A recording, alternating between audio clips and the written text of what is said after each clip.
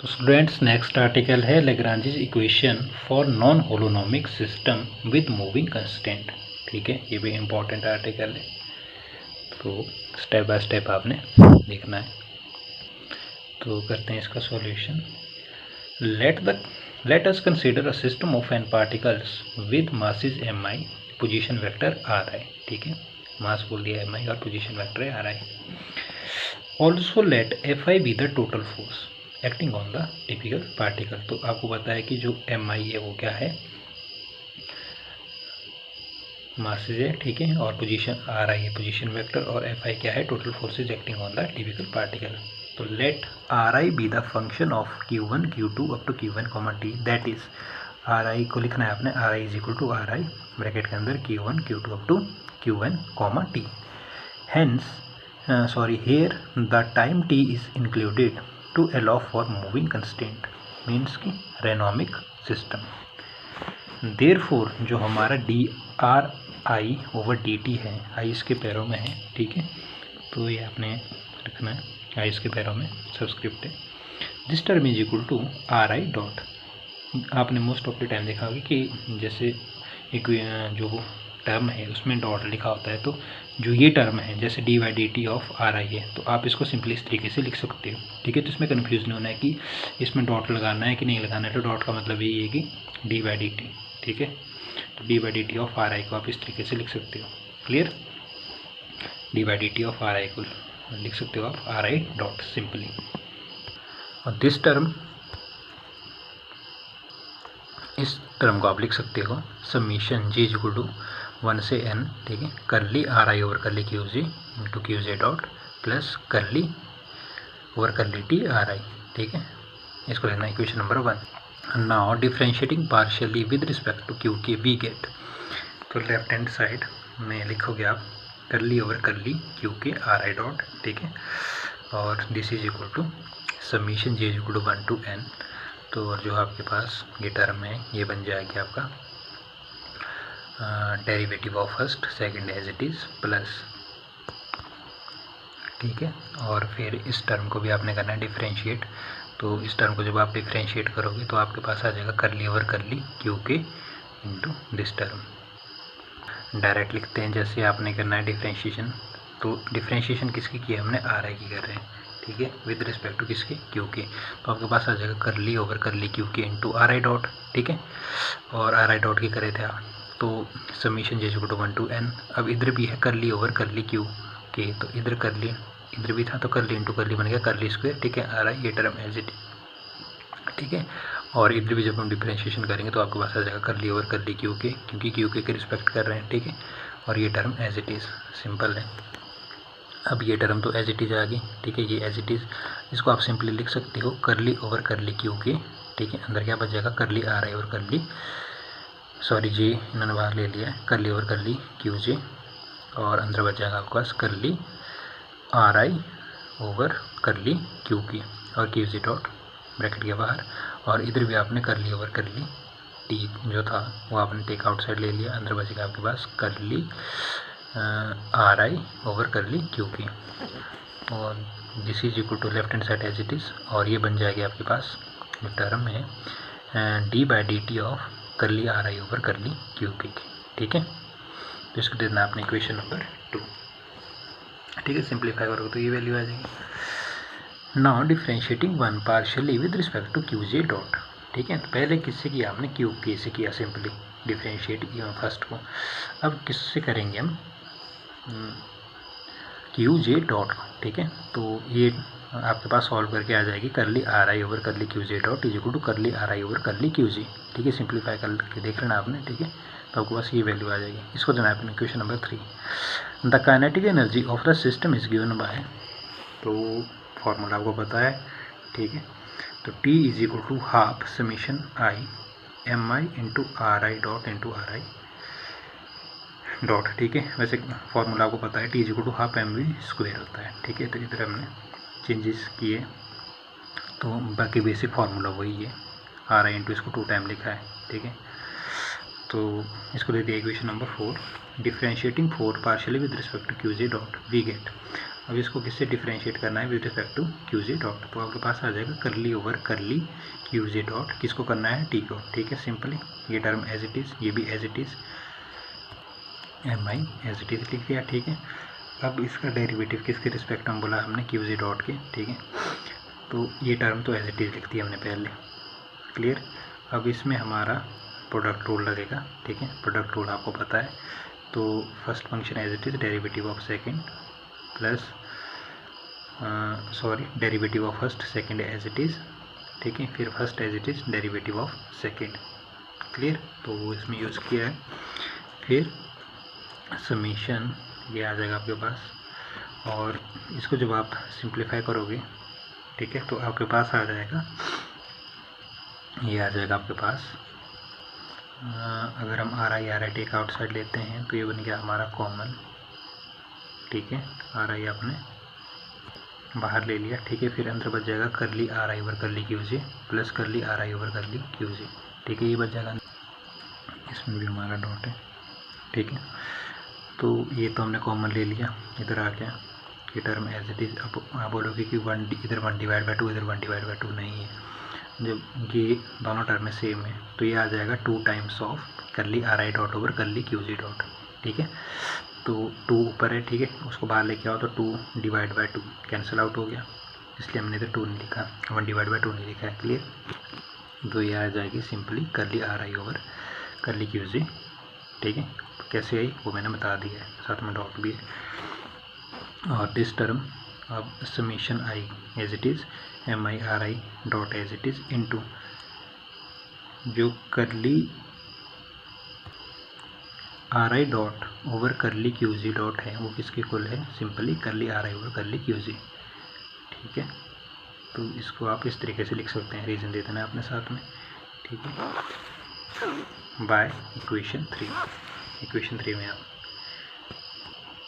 Equation 3 में जो curly are I dot था ओवर करली क्यू जे डॉट था, this is equal to curly are I over curly Q J. ठीक है, तो ये आपने रीज़न दे देना है बाय 3, इसलिए हमने इस टर्म को इस तरीके से लिखा।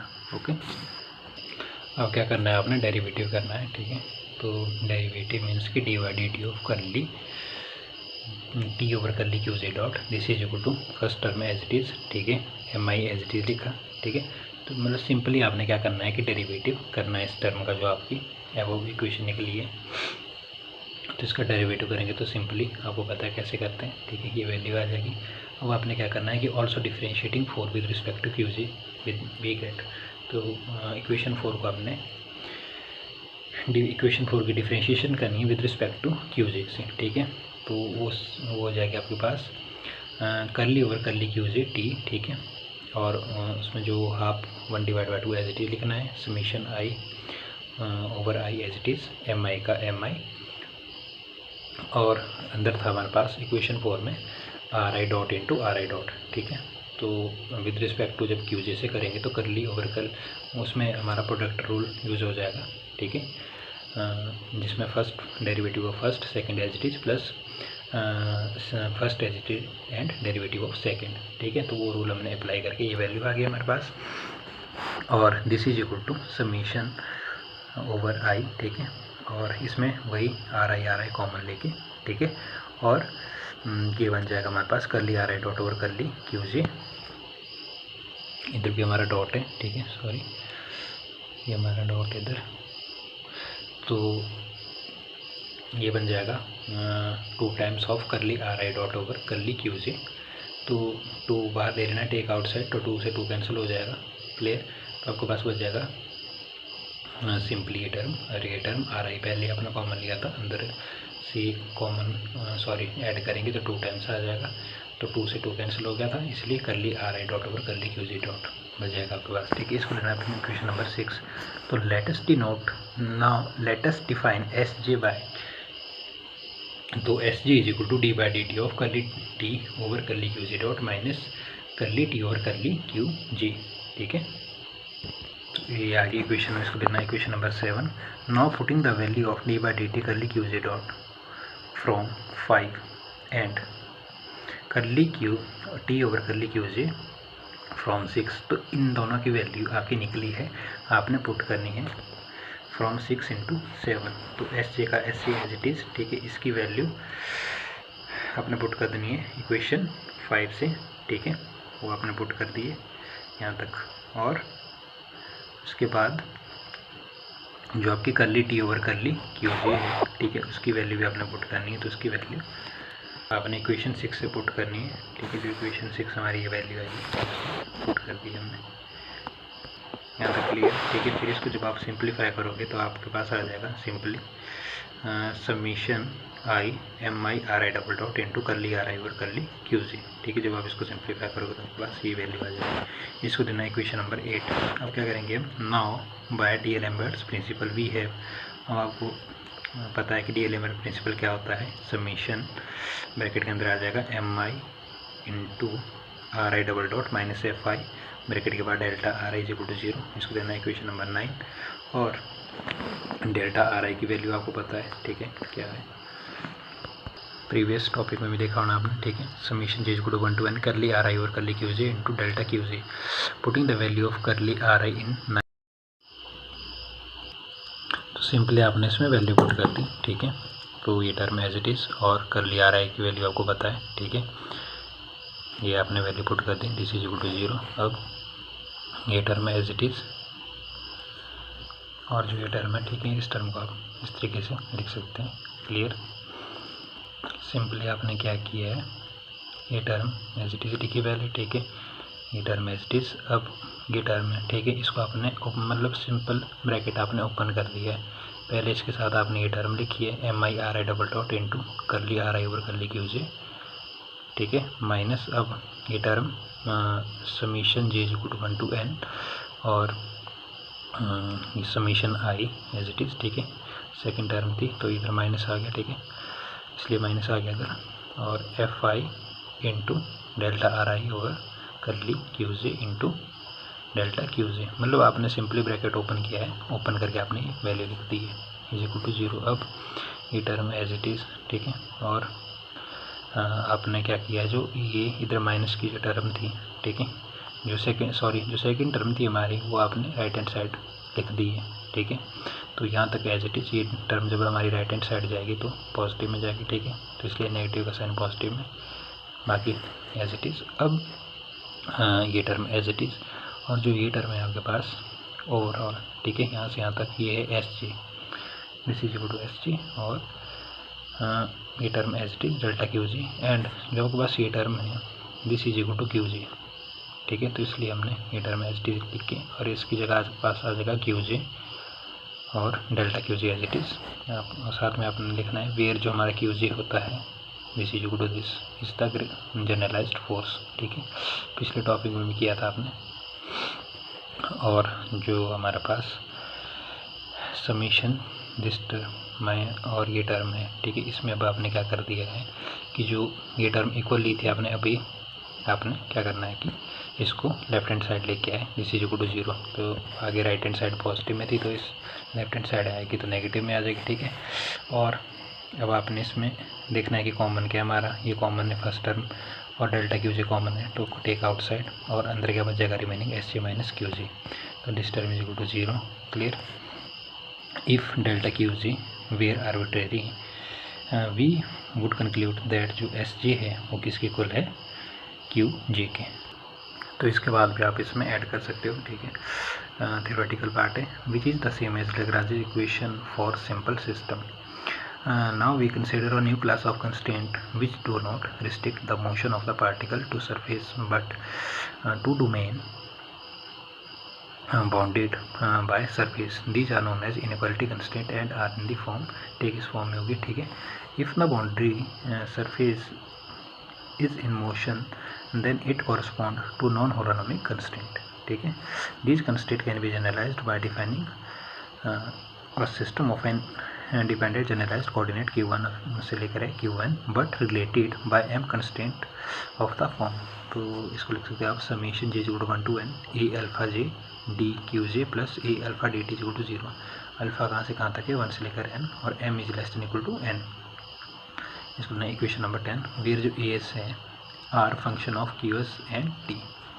Also the possible displacement dqj satisfy equation 10 while the virtual displacement satisfy summation j equal to 1 j है 1 से n A G A alpha J delta Q J equal to 0 और अल्फ़ा कहाँ से कहाँ तक है 1 से लेकर m तक। इसको देना इक्वेशन नंबर 1।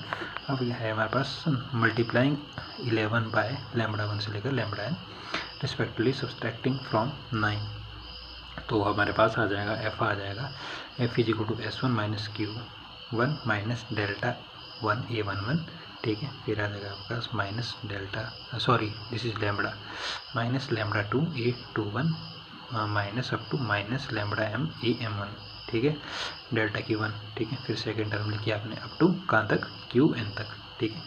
इसको देना आपने इक्वेशन नंबर 12। अब आपने क्या करना है कि टेकिंग जो है आपके पास एस जे है, S J minus Q J है, this is equal to B J, means की जो हमारा जे कहाँ से कहाँ तक है आपको पता है। तो सबसे पहले हमने जे की जगह 1 जैसे हमने S J minus Q J, ठीक है, फर्स्ट टर्म है हमारा S1 माइनस Q1, तो इधर आ जाएगा हमारे पास S1 माइनस Q1 किसके इक्वल होगा B1 के, S2 माइनस Q2 B2 के, Sn माइनस Q1 किसके इक्वल होगा Bn। तो फर्स्ट में हमारा चेंज बाकी टर्म एज इट इज़, इधर आ जाएगा हमारे पास S1 माइनस Q1 की जगह B1, ठीक है, और S2 माइनस Q2 की जगह B2 और Sn माइनस Q1 की जगह Bn, ठीक है, ये चेंजेज है।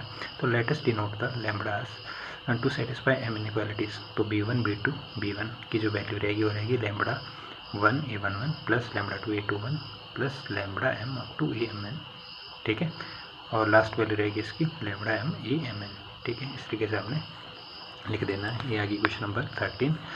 सो दैट f रिड्यूस, तो f आ जाएगा हमारे पास f इज इक्वल टू, अब इस इक्वेशन को देखें, ठीक है, हाँ इधर आ जाएगा हमारे पास b की जगह फर्स्ट टर्म b1 था पहले, फिर आ जाएगा bm प्लस 1, ठीक है, minus lambda 1 a1 comma m plus 1 minus two minus lambda m am comma m plus 1, और लास्ट टर्म आ जाएगी delta m plus 1 delta q m plus 1, ठीक है। और इस तरीके से आपकी नेक्स्ट इक्वेशन भी चलेगी अप टू कहाँ तक चलेगी हमारा डेल्टा q1 तक, ठीक है। इसको देना है इक्वेशन नंबर 14। तो equation 14 must vanish for arbitrary values of delta Q M plus 1 up to Q N तक, डेल्टा क्यू एन तक। Since when these values are given we can always choose lambda delta q1 comma delta q2 up to delta q1 to satisfy an equation 11। तो then f is equal to 0 therefore we है।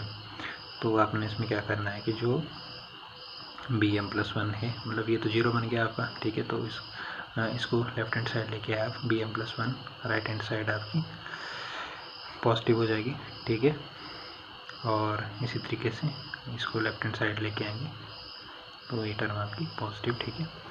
और इसी तरीके से आपने इसमें या इसको आप फिक्स कर दो, bn को फिक्स किया आपने, जब आप इस टर्म को राइट हैंड साइड मूव करोगे तो नेगेटिव की वैल्यू पॉजिटिव हो जाएगी, क्लियर। तो इसमें ये चेंज किया कि आपने इसको फिक्स किया और इसको राइट हैंड साइड मूव कर दिया क्योंकि हमारा f 0 था।